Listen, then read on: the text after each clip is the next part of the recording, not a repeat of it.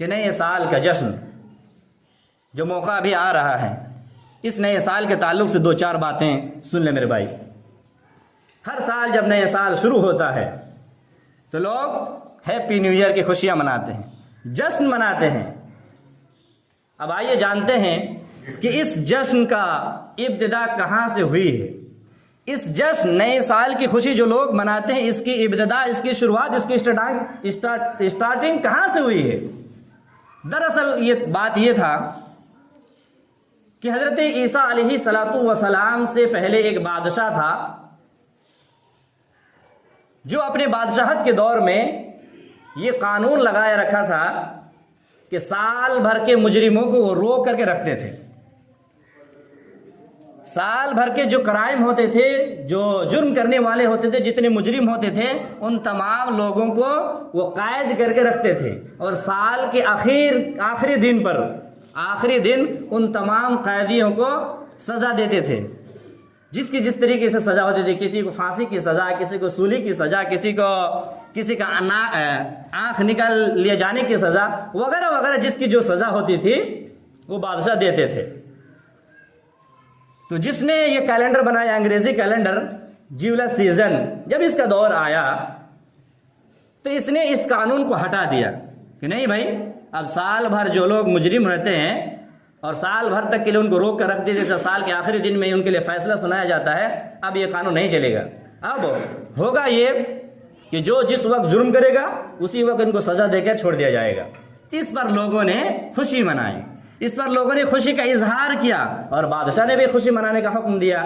धीरे धीरे यही खुशी चलते चलते आगे आकर के हैप्पी न्यू ईयर में तब्दील हो गई मेरे भाइयों। मगर आज इस नए साल के जश्न पर, इस हैप्पी न्यू ईयर के जश्न पर, मौके पर क्या हो रहे हैं। 31 दिसंबर की रात, जिसको नए साल की रात कहते हैं, बड़े बड़े होटल बुक किए जाते हैं। 5 स्टार होटल में आप जाके देखें, बड़े बड़े होटलों में आप जाके देखें, नाचने वाली लड़कियां नाच रही है, गाना गाने वाले लड़कियां गाना गा रहे हैं, अय्याशियां हो रही हैं, शराब नोशी, हरामखोरी, उरियानियत, फहाशी, सब कुछ चल रहे हैं। और बड़े अफसोस की बात यह है कि उन बेहयाई की महफिल में, उन अय्याशियों में, उन नाच गाने के महफिल में हमारा मुसलमान भाई को भी आपको नजर आएंगे जो पैसा देकर टिकट खरीद कर उनके नाच गाने के महफिल में शामिल होते हैं। वो मुसलमान जो अपने वजूद के खतरे, जिसके वजूद पर आज खतरे के बादल मंडला रहे हैं, वो मुसलमान जिसका वजूद आज खतरे में है, वो मुसलमान जिसका मुस्तकबिल खतरे में है, वो मुसलमान जो अपने वजूद और अपनी बका की आखिरी लड़ाई लड़ रहा है, वो मुसलमान जाकर के आप उस महफिल में टिकट खरीद करके वो नाच गाने देखने में नजर आए। मेरे भाइयों, सबसे पहली बात तो ये है, हैप्पी न्यू ईयर मनाने वालों, नए साल का जश्न मनाने वालों, नए साल की पहली तारीख को पिकनिक मनाने वालों, गौर से सुनो। सबसे पहली बात तो यह है कि ये जो नया साल शुरू होता है, हर साल जो नया साल ये आता है, ये हमारा कैलेंडर नहीं है। ये जनवरी फरवरी वाला कैलेंडर ये हमारा कैलेंडर नहीं है। हमारा कैलेंडर इस्लामी कैलेंडर होता है। और वो इस्लामी कैलेंडर, हमारा नया साल कहाँ से शुरुआत होती है? मुहर्रम से शुरू होता है। मुहर्रम, सफ़र, रबीउल अव्वल, रबीउल सानी, जमादुल ऊला, जमादुल सानी, रजब, शाबान, ये 12 महीने हैं, इस्लामी कैलेंडर हैं। हमारा कैलेंडर, हम एक मुसलमान होने की हैसियत से हमारा कैलेंडर जनवरी फरवरी वाला कैलेंडर नहीं है। मगर हमारी शरीयत ने, हमारा इस्लाम ने, हमारा मजहब ने हमें अपने नए साल के मौके पर भी हमें कोई ऐसी चीज़ करने की इजाज़त नहीं देती है जो हमारी शरीयत के खिलाफ हो, जो हमारे कुरान के खिलाफ हो, जो हमारे हदीस के खिलाफ हो। हाँ, ज़्यादा से ज़्यादा अगर हम अपने इस्लामी साल में कुछ कर सकते हैं तो ये कह सकते हैं कि सबसे पहले हम अपनी बुराइयों पर कंट्रोल करें, सबसे पहले हम अपनी कमज़ोरियों पर काबू पाएं कि चलो भाई, हमारे अंदर जो खामियां हैं, हमारे अंदर जो बुराइयां हैं, हमारे अंदर जो कमियां हैं, इस पर हम कंट्रोल करते हैं, इसको हम ख़त्म करने की कोशिश करते हैं और एक नई ज़िंदगी की शुरुआत करते हैं। ज़्यादा से ज़्यादा हम अपने इस्लामी साल में ऐसा कर सकते हैं।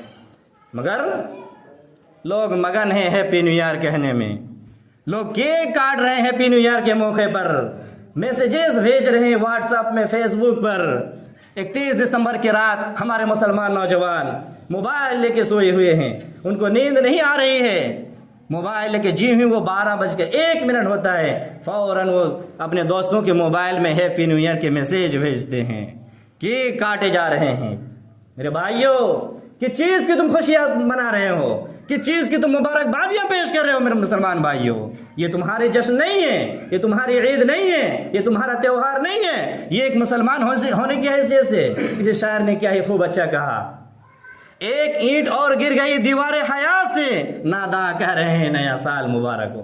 तुम्हारी जिंदगी की दीवार से एक ईंट और गिर गई, तुम अपने मौत के एक कदम और करीब हो गए, तुम अपनी कब्र के एक कदम और आगे बढ़ गए, और तुम खुशियां मना रहे हो, तुम जश्न मना रहे हो, तुम हैप्पी न्यू ईयर के मैसेजेस भेज रहे हो।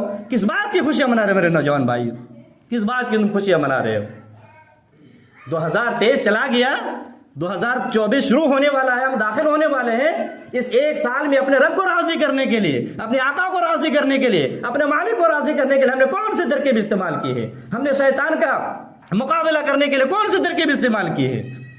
बड़े मगर हम हैप्पी न्यू ईयर कहने में मेरे भाइयों सोचने का मकाम है।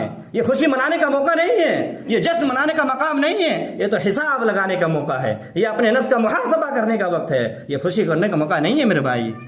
और बहुत मगन मत हो जाओ मेरे नौजवान साथियों, बहुत मगन मत हो जाओ।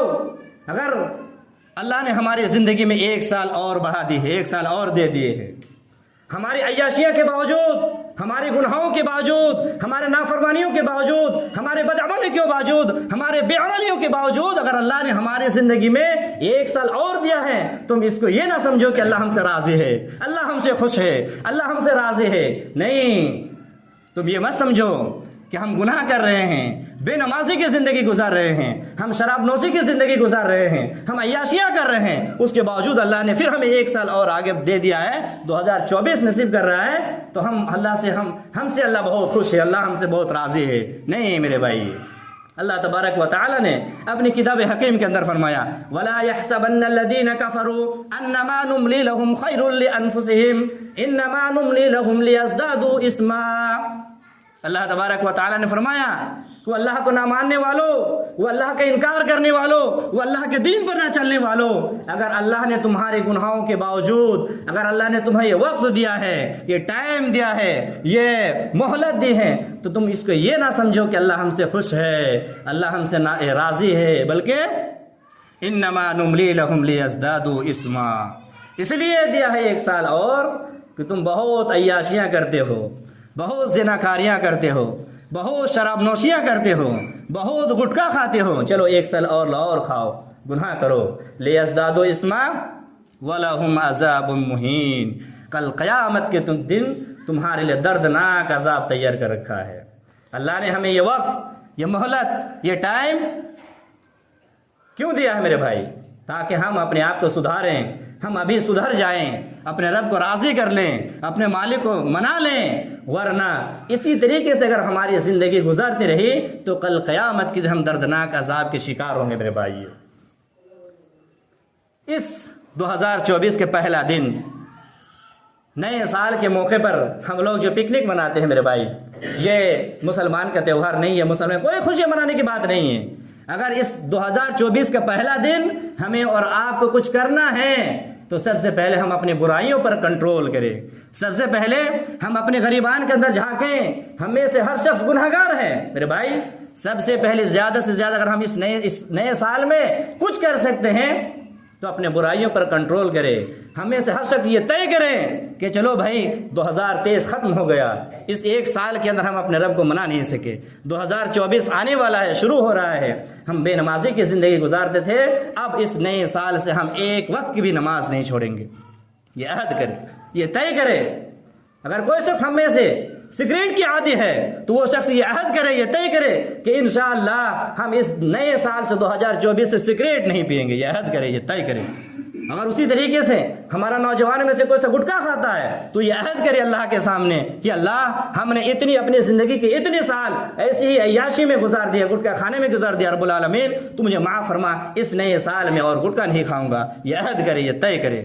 उसी तरीके से हम में से कोई शख्स अगर सूदखोरी का लेन देन कर रहा है, सूदखोरी का बिजनेस कर रहा है, तो इस अल्लाह के सामने अपने माफ़ी तलब करें और ये अहद करे दिल के अंदर, अल्लाह नए साल से मैं इंशाअल्लाह सूद नहीं खाऊंगा, सूद का कारोबार नहीं करूंगा, सूद का बिजनेस नहीं करूंगा। उसी तरीके से अगर हम में से कोई शख्स बीड़ी पीता हो तो वो भी अहद करे कि अल्लाह हम इतने दिन जो किए हैं कि अल्लाह तू मुझे माफ़ फरमा, अब मैं इस नए साल से बीड़ी को अपने हाथ में नहीं लगाऊंगा। उसी तरीके से हमारे नौजवान भाइयों में से बहुत सारे लोग लॉटरी खेलते हैं, नशे करते हैं और वगैरह वगैरह चीज़ें जो गंदी चीज़ें हैं उसको अंजाम देते हैं। अगर किसी के अंदर इस तरीके की बीमारी है तो ये अहद करे कि अल्लाह मैं इतना दिन शराब नोशी किया, शराब पीता रहा, नशे की चीज़ों में हम पढ़ते रहें कि इंशाअल्लाह ये नया साल तुमने दिया है रब्बुल आलमीन, इसमें हम ये चीज़ नहीं करेंगे, अल्लाह तुझे माफ़ फरमा। और नए साल के पहले दिन से आप इन चीज़ों पर कंट्रोल करें और अच्छी तरीके से अपनी ज़िंदगी को संवारें मेरे भाई। उसी तरीके से